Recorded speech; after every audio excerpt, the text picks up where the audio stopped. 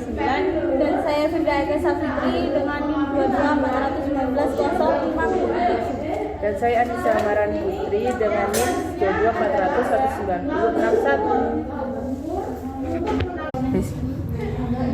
Pada kromatografi, komponen-komponennya akan dibagi menjadi dua buah fase, yaitu fase gerak dan fase diam. Fase diam akan menahan komponen campuran, sedangkan fase gerak akan melarutkan zat komponen campurannya. Pada fase diam, penggunaan kromatografi lapis tipis menggunakan sebuah silika atau gel silika yang seragam pada sebuah lempeng gelas atau logam atau plastik yang keras. Kemudian untuk yang dalam fase gerak, dalam kromatografi ini eluen adalah fase gerak yang berperan penting pada proses elusi bagi larutan umpan untuk melewati fase diam. Alat yang digunakan dalam praktikum kali ini: pelat tetes, penggaris, chamber, silet, pipet ukur, filler, mikropipet tetes, beker gelas, inset, semprotan alkohol, dan bahan yang digunakan: alkohol pewarna merah, biru, hitam, etanol, air, aquades, n-butanol, dan etil asetat. Membuat eluen 1 membutuhkan etil asetat yang berukuran 45 mili, etanol 17,5 mili, dan aquades sebanyak 15 mili. Untuk eluen 2 dibutuhkan n-butanol sebanyak 35 mili, etanol sebanyak 7,5 mili, dan air sebanyak 5 mili. Praktikum kali ini adalah yaitu pengenalan teknik kromatografi lapis tipis, yang tujuannya yaitu mengenal dan memahami teknik kromatografi lapis tipis, yang prinsipnya adalah pemisahan suatu zat berdasarkan perbedaan kepolaran.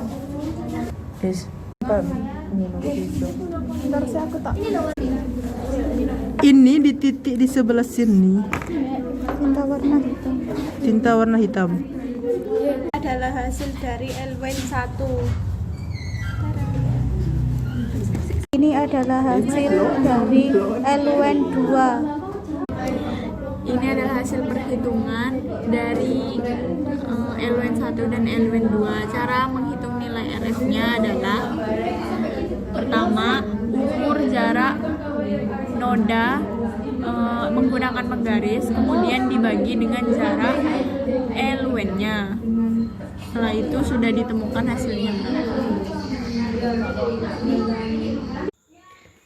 Pembahasan pada kromatografi lapis tipis atau KLT adalah RF sangat perlu untuk dihitung, dan jika RF standar sama seperti RF sampel, itu tandanya sampel tersebut mengandung zat yang akan dilihat.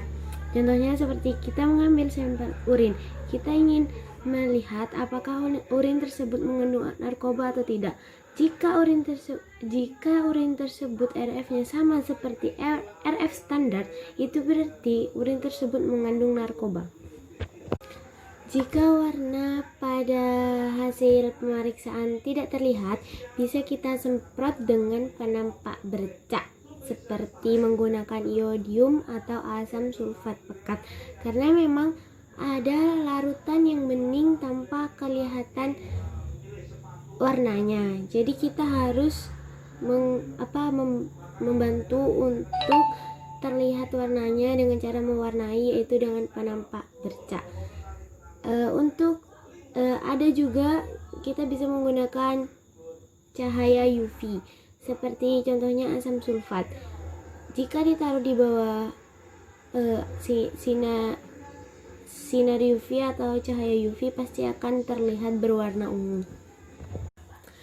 Contohnya pada asam amino, dia berwarna bening, tapi untuk melihatnya warnanya itu apa, terlihat warna apa, itu harus diletakkan di bawah sinar UV. Nanti akan terlihat hasilnya berwarna ungu. Jika pada percobaan kita mendapatkan 3 warna tumpuk atau 2 dimensi, itu tandanya percobaan kita kurang baik. Atau saat meneteskan larutan terlalu banyak atau terlalu dekat jaraknya sehingga warna itu menumpuk. Jadi kita harus mengulangnya kembali untuk mendapatkan hasil yang lebih baik dan efektif juga maksimal.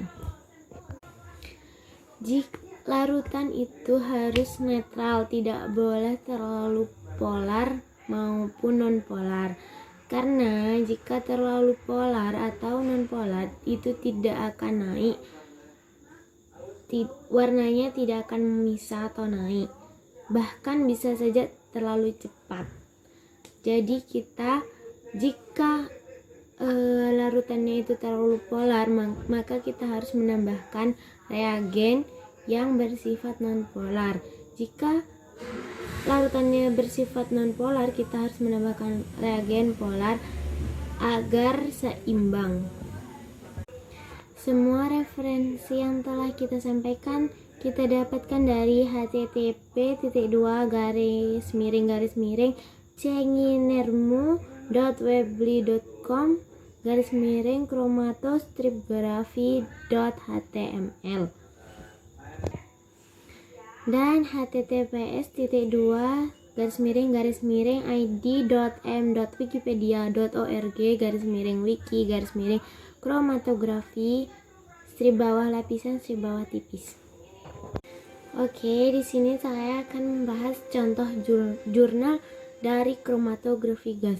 Saya mengambil jurnal tentang analisis asam valproat dalam plasma secara kromatografi gas dari Ani Susanti Yahdiana Harahap Harmita, Universitas Indonesia FMIPA, Departemen Farmasi.